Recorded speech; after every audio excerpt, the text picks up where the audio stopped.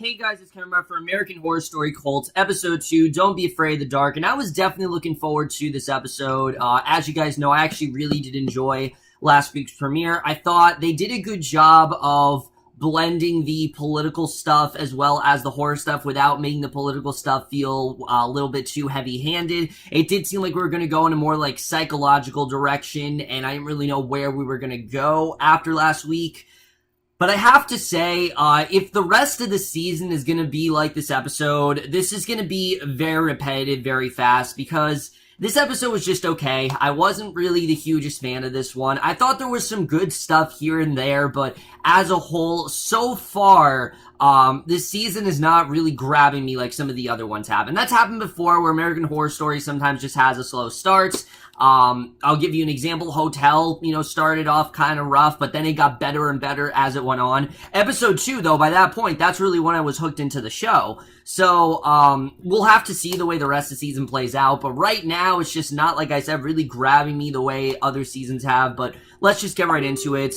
We start off and we see Allie. She rolls over in bed and finds a clown there. She gets up, runs screaming to the kitchen, and yells that there's a clown in her bed, and Ivy then grabs a knife, goes to investigate with Allie behind her. She turns on the bedroom light and finds no one. And again, Ivy thinks she's going crazy at this point. Allie's insisting it's not her imagination. Ivy puts down the knife and says she doesn't know how much more she can take of this, and as Ivy hugs Allie, Allie says she doesn't know what's real anymore, and Ivy assures her that they both are and kisses her. And again, their scenes I do like together. You can tell that Ivy, she really knows that something's very wrong with Allie, and she really does want to help her, and I do like seeing that. But then we get to Oz here, and Oz's character, I like the actor that's playing him, but his arc is all kinds of confusing. He's sleeping in his bed when someone turns off his nightlight. He turns it back on and just sees Twisty standing there, and Twisty tells Oz that if he screams, he'll kill him, and Oz then hides under the bed, and the other clown comes in, yanks the mattress off the bed. Oz runs to the bathroom, he locks the doors, hides in the tub. The clowns break into the door, they come in, and Allie and Ivy are starting to have sex when they hear Oz screaming, and they run in, and they find him in bed having night terrors. So yeah, he basically just dreamt the whole thing, and he says that the clowns are gonna kill him. When Allie tries to hug him, he says that he wants Mom and goes to Ivy. So it's clear that he won't, he doesn't really consider Allie his real mom. He considers Ivy to be his real mom, which I took it as Allie's fear and her anxiety is really starting to project onto Oz, and because of that, he's kind of trying to stay away from Allie and focus on Ivy, because Ivy's being the more rational one. That's really all I can interpret it for. But the problem is, most of this episode, this is what we're getting. This repetitive tone of just Allie seeing things and Oz seeing things, and it's not intriguing. It honestly does get kind of boring after a while, and I'm really hoping that that's not what this entire season is. That's not just them seeing things and then realizing, oh, there's nothing there. It's gonna get really repetitive after a while, and I really hope that's not the case with this season.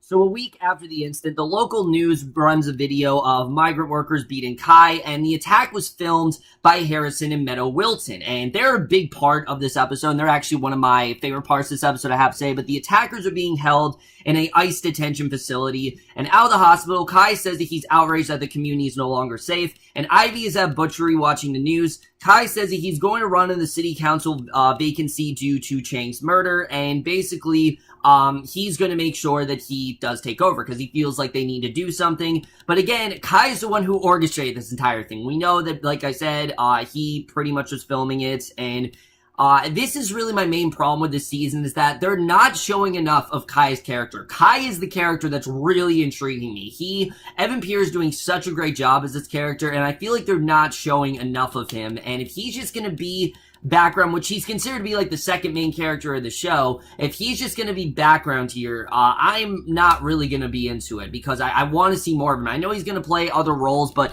I just hope they show a lot more of him, because like I said, he's really the intriguing thing here. But Allie's at home watching the news. She looks out the window, and we see Leslie's actually moving into the Chang house, and workers are unloading barrels into the garage. Allie goes over, and she peers in the front window, and Harrison comes out wearing a protective suit and asks if he can help her, and and Allie quickly leaves as Leslie joins Harrison. And at the butchery, the head chef Roger, he's telling everyone that he's in charge when Ivy's gone. He tells one of the busboys, Pedro Morales, that they only speak English, and when Pedro responds in Spanish, Roger then grabs a ladle and tells him to stop, and Pedro then pulls a knife in return. And I don't know if this scene was supposed to be funny, but I found this to be really funny. I was laughing here. Allie comes in and tells them both to settle down, and when Roger says that Allie has to threaten Pedro, she says that she can't fire an immigrant in the current climate, and, basically because of everything that's gone down, she just can't, fire an immigrant and things like that, which, again, I understand that because, remember, those two are heavily democratic. They look at things in a very democratic point of view, and that's just kind of what they feel, that they can't treat immigrants this way. But we see Winter, who, again, Winter is just such a confusing character. I can't tell really where they want to go with her. And again, it's not a knock on Billie Lourd's performance. I think she's doing a really good job, honestly, but her character is just all over the place. She brings Oz home. He immediately runs upstairs. He says he's doing homework, but Winter doesn't believe him, gives him a clown. She says that Oz imagined clowns attacking the Changs and wonders what happened if the killers actually do come back. So basically, she says that nothing actually happened, that he just imagined the whole thing, and, that's what's very confusing, is that on one hand, you see Winter, we saw what actually happened, but was that just the show fucking with us? Because, Ryan Murphy's been known to do that before, so I can't really tell, but Winter says they won't because they don't know that he was a witness, and offers her pinky. She has him out his pinky to hers, says that they're connected. Winter tells him that she'll know if he's lying, and says that she knows that he's afraid of the house across the street. She asks how he feels about someone moving in. He says that he's nervous, and Winter tells him that he's afraid he's going to give his fear, and she'll keep it for her. So Allie and Ivy then return home. Winter comes in and says that Oz is with the Wiltons. The couple then runs over and hears Oz squealing from the backyard. Harrison is actually showing Oz bees and says that they don't sting when they're working. And Oz points out the honeycomb that Harrison is holding. Allie then wavers, and Harrison asks if it was okay that he showed Oz the bees. And Allie says that she read a story about a beekeeper who was actually stunned to death. And he jokingly asked what was up with her snooping around earlier. And again, I really did like Harrison and the character of Leslie. I actually really did like their incorporation of the show. I thought they were honestly really funny to watch. I did like what Meadow and Harrison actually really did like what they did here. I thought they were definitely a lot of fun to watch. But basically, the Williams have some financing issues, we find out, and the owners just signed over the lease to them. Harrison says that the Hive is a perfect natural community because every member of the Hive is committed to a perfect task, and Crystal invites Ivy and Allie in for lemonade while Harrison then stares at them. So these characters, like I said, they're one of the better parts of the episode. They don't really overcomplicate things, and they're definitely one of the more comedic parts here. So we then get a little bit of insight into Meadow and Harrison. Basically, Meadow talks about how she had cancer a few years back, so she can't stay outside for long, apparently. It was, very severe skin cancer, and Allie then watches Winter outside with Oz, and Meadow points out that Harrison is actually gay, and he explains they made a pact in high school that if they weren't married by 35, they'd marry each other, and, Harrison gets one night a week in Detroit to do whatever he wants, and Meadow doesn't like to be touched because of her cancer, so it all kind of works out for them, Basically, they do play to each other's strengths, and Meadow asks about them, and Allie says that they need to get Oz into the bath, and as they go, Allie asks the Williams if they're unsettled by what happened so recently, and Harrison says that they don't scare easily, and Allie looks down at a blood stain on the floor, and later in the bedroom, Allie then wonders what the Williams are storing in so many barrels, and Ivy says that she isn't interested. Oz then comes in, because you can tell that Allie, something about her, she just does not trust the Wiltons, and Oz comes in, says that he doesn't want to sleep in his bedroom. They get him into their bed, and Allie then gets an alert that someone actually tripped the security system at the butchery, and Oz is upset that Ivy is going. Allie offers to check it out, and Ivy reluctantly agrees, and Allie assures her that she's got it. Now, why Ivy made Allie check this, I don't understand, because here's the thing. Ivy knows that Allie is having these hallucinations, and that Allie is definitely not well. Everything she's seeing clowns every 45 seconds. Why in the hell would you let your wife check this? you're the one that's supposedly sane. I mean, at least it seems like what's going on here is that Allie is the crazy one. Well, not crazy, but she has this very severe, mental condition, and Ivy seems to be the stable one. So why you'd have Allie check the door, I don't understand. But basically, she discovers the lights aren't working, and continuing in, basically, she goes back up into Roger's body, hanging from a hook, and there was nothing really scary about this at all. It just seemed really just whatever. And a woman appears in a commercial for Honor Our Nation's Clowns, basically assuring people that clowns aren't criminals. And a week later, Allie's at home making tea when Ivy brings Rudy in and says that he was in the neighborhood, and Allie then offers him tea, and Ivy excuses herself. And once they're alone, Allie figures that Ivy actually meant well, and Rudy says he's reached out when Allie missed her appointments, and she says that she was the one who killed him. Roger was actually still alive when she found him, and she tried to help him, basically. So Rudy assures her that she tried to save her life, and the police know it, but Allie figures that they just wanted to pin it on the usual suspects, and that really what was going on, that she was actually the one who killed who actually did kill Roger, which is really interesting. But Detective Samuels then interviews Allie and Ivy and takes Pedro's name. Ivy insists that he's not the killer, but Samuels points out that Allie testified that Pedro actually drew a knife on Roger earlier, and undeterred, Ivy says that she knows that Pedro isn't a killer. Samuels asks what Pedro's immigration status is, and Ivy says that he is traditionally American. He is illegal. He's not illegal. He is in fact legal. He has his green card and things like that. So Allie tells Rudy that her phobias were a natural reaction to what she knows is true. She figures that the world is fucked up and the election made it worse, and she's going to do whatever it takes to make her family safe. So Allie then visits the Wiltons, and Harrison shows her the guns that he's collected since the Obama administration, and he offers a gun to Allie, saying it's the only thing that will make her feel safe. And I would agree, but at the same time, why would you give a gun to someone with Allie's condition? It doesn't make any sense. Now, okay, you can make the argument that Harrison didn't know that Allie was crazy, but I mean, when you're talking to someone like Allie, it's pretty easy to tell, she's definitely not well. So I really didn't understand this at all. But when Rudy sees the gun, he says it's not like her. She says she originally reacted like a knee-jerk liberal until she thought it out. And Allie tells him that she's not going to tell Ivy, and neither is Rudy, under doctor-patient confidentiality. And Rudy agrees and goes out and tells Ivy that Allie actually fortifying the house is a natural reaction and makes her feel in control. However, he advises Ivy to keep an eye on Allie because she's displaying initial stages of agoraphobia, which is, again, the fear of clowns. And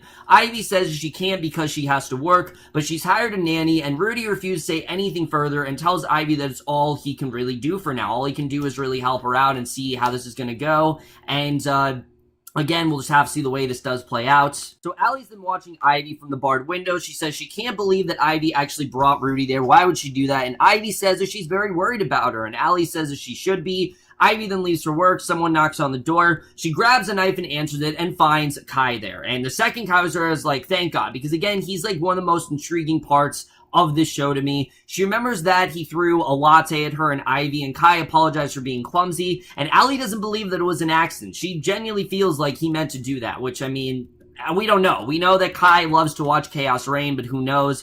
Kai says he's actually running for city council and wants to redeem his humiliation for being beaten, and Kai asks if he can come in and speak to her about his ideas, and Allie refuses, and he asks her what was the last time she felt safe, and when Allie wonders what that has to do with his running for city council, Kai cites the fact that rape and murder rates are at all-time highs, and he warns Allie there are no political parties, just us and them being the immigrants, and he's telling her how much of a fear they really are, and Allie says she wants to build bridges, not walls. And Kai then asks what's behind her back and asks why she needs bars on the window and a knife to answer the door, and Allie tells him to leave. Kai keeps asking if he can come in, and when Allie threatens to call the police, Kai tells her it's easy until they come for her before she closes the door in his face. So basically, I do like what Kai's trying to tell her, that look, you should be worried about this, but Allie's just not really listening. So At the restaurant, Pedro then tells Ivy that the police demand to see his papers and scared his daughter with their questions, and Ivy explains that she actually had to toss everything that was there when Roger was killed, and Pedro insists he didn't do it. He says that it's sorry to be brown and in the current environment, and Allie then goes to check the alarms.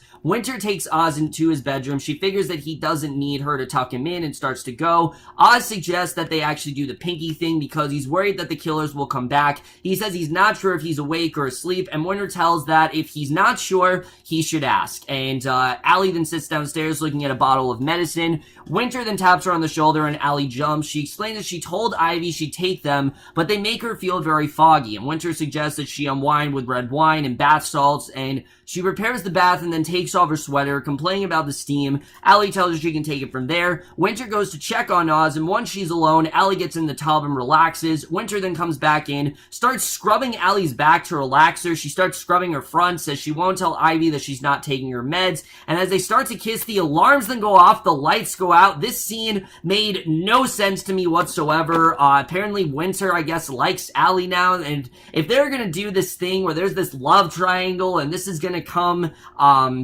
to ruin her and Ivy's relationship status, I'm just not really into that whatsoever. It just seems really out of place, but Oz in his bed, he's in his bed and a clown comes in and he wonders if he's awake or asleep. The clown tells him he's asleep and it then leaves, closing the doors behind him, so you get the sense that this actually is a real clown. But as Allie gets candles, Winter then checks on Oz, tells Allie that he's passed out, the power has gone out on the whole block, and Harrison then pounds on the door, says that it is in fact terrorism. He's heard that 8 states all blacked out at the same time, and he gives Allie and Winter beeswax candles and tells them to stay inside for a few days until the rioters leave, and Winter prepares to go home. Allie tells her she has to stay there and they need her. The girl says it's not always about her and leaves, and Allie then locks the door behind her. Allie calls Ivy at the butchery, wonders if it's the Russians or the Somalis, and she asks when Ivy's gonna come home. Ivy says she has to get the backup generator before they lose all of their meat, and the battery on Allie's phone goes dead, and Ivy asks Pedro to take a charger to Allie, and as Allie lights a candle, she hears something moving in the next room. She opens the door but finds nothing. Allie makes sure that all the windows are locked, and then she hears an ice cream truck pull up outside. She barricades the door, discovers that the battery backup doesn't work on the security system, and when Allie goes to the fuse box, she discovers that the wires have actually been pulled. A clown then appears, blows out the candle, and she runs upstairs, sees another clown, knocks it over the banister, goes to her room, gets the gun. She goes back to the stairs, but the clown is gone.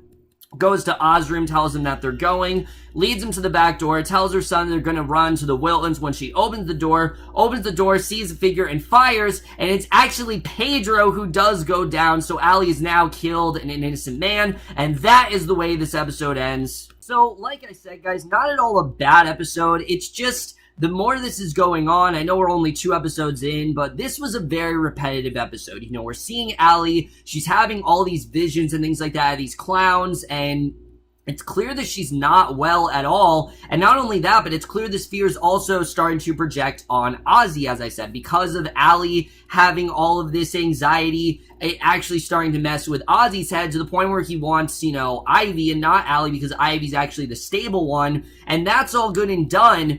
The problem right now is Winter. I don't understand the point of this character. One second she's the babysitter and she's trying to help Ozzy get rid of these fear of clowns, but then you have weird shit like what's going on between her and Allie. What's the point of that? Like, why are we getting this weird scene between her and Allie? American Horror Story does this sometimes, but it just felt like shock value. It didn't feel like it was an actual plot twist. It just felt like it was there for shock value, and it didn't do anything really. It just kind of made me go like, what the hell am I watching? Like, there's always scenes like that in American Horror Story, and that's a good example of it. I actually really do like Harrison and Meadow. I think they actually do add some really nice comedy to the season. I like what they're really doing with them. I think their characters are definitely very well done, and they do make sense. Like, Meadow, obviously, she's afraid of, you know, she has skin cancer, and Harrison, he is actually gay, and that's why they're married, but there's definitely something more going on them that we don't know. I don't know if they're cult leaders or they're part of the cult or whatever, but there's definitely more going on there.